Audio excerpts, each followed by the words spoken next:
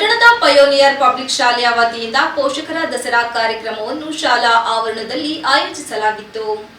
ಶಾಲಾ ಪೋಷಕರ ದಸರಾ ಉದ್ಘಾಟನೆಯನ್ನು ತಾಲೂಕು ಕಾರ್ಯನಿರತ ಪತ್ರಕರ್ತರ ಸಂಘದ ಅಧ್ಯಕ್ಷ ಜೆ.ಬಿ. ಮಂಜು ನೆರವೇರಿಸಿದರು. ನಂತರ ಮಾತನಾಡಿದ ಅವರು, ವಿಶ್ವವಿಖ್ಯಾತ ನಾಡಹಬ್ಬ ದಸರಾ ಸಾಂಸ್ಕೃತಿಕ ಮತ್ತು ಸೌಹಾರ್ದದ ಹಬ್ಬವಾಗಿದ್ದು, ಈ ಹಬ್ಬವನ್ನು ಜಾತಿ, ಮತ, ಪಂಥ ಭೇದವಿಲ್ಲದೆ ಆಚರಿಸಬೇಕು.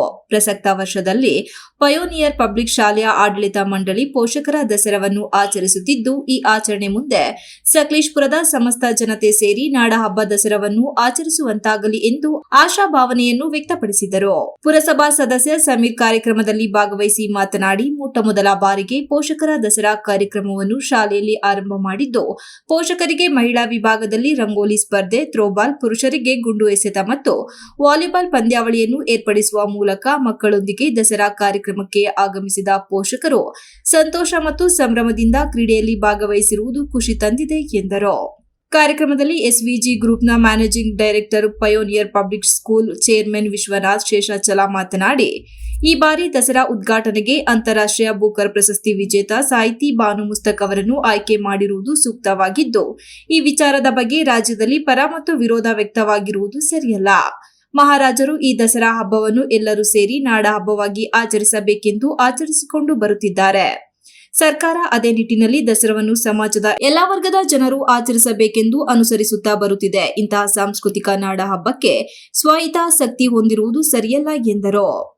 ತುಂಬಾ ಖುಷಿ ಆಗ್ತದೆ. ಸಕಲೇಶಪುರದ ಪಯೋನಿಯರ್ ಪಬ್ಲಿಕ್ ಶಾಲೆಯಲ್ಲಿ ಮೊಟ್ಟ ಮೊದಲ ಬಾರಿಗೆ ಈ ಒಂದು ದಸರಾ ಪೇರೆಂಟ್ಸ್ ದಸರಾ ಅಂತ ಏನು ಆಚರಣೆ ಮಾಡ್ತಿದ್ದಾರೆ, ಈ ಒಂದು ಕಾರ್ಯಕ್ರಮದಲ್ಲಿ ಆಸೀನರಾಗಿರ್ತಕ್ಕಂತಹ ಈ ವಾರ್ಡಿನ ಸದಸ್ಯರು, ನಮ್ಮ ಸ್ನೇಹಿತರು ಆದಂಥ ಶಮೀರ್ ಅವರೇ, ಹಾಗೆಯೇ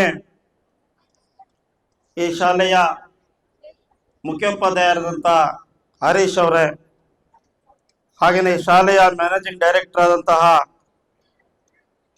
ವಿಶ್ವನಾಥ್ ಶೇಷಾಚಲ ಅವರೇ, ಹಾಗೆಯೇ ಶ್ರುತಿ ವಿಶ್ವನಾಥ್ ರವರೇ,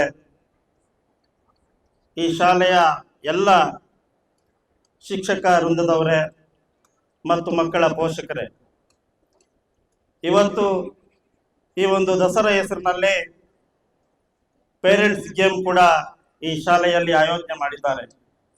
ಕಾರ್ಯಕ್ರಮದಲ್ಲಿ ಪಯೋನಿಯರ್ ಪಬ್ಲಿಕ್ ಶಾಲೆಯ ಶಿಕ್ಷಣ ಸಂಯೋಜಕರಾದ ಶ್ರುತಿ ವಿಶ್ವನಾಥ್, ಪಯೋನಿಯರ್ ಪಬ್ಲಿಕ್ ಸ್ಕೂಲ್ನ ಮುಖ್ಯೋಪಾಧ್ಯಾಯ ಹರೀಶ್ ಕುಮಾರ್, ದೈಹಿಕ ಶಿಕ್ಷಕ ಉಮೇಶ್, ಶಿಕ್ಷಕರು ಹಾಗೂ ಸಿಬ್ಬಂದಿಗಳು ಉಪಸ್ಥಿತರಿದ್ದರು. MB Umesh, TV 46 news Kannada, Sakleshpur. You are watching TV 46 News Kannada.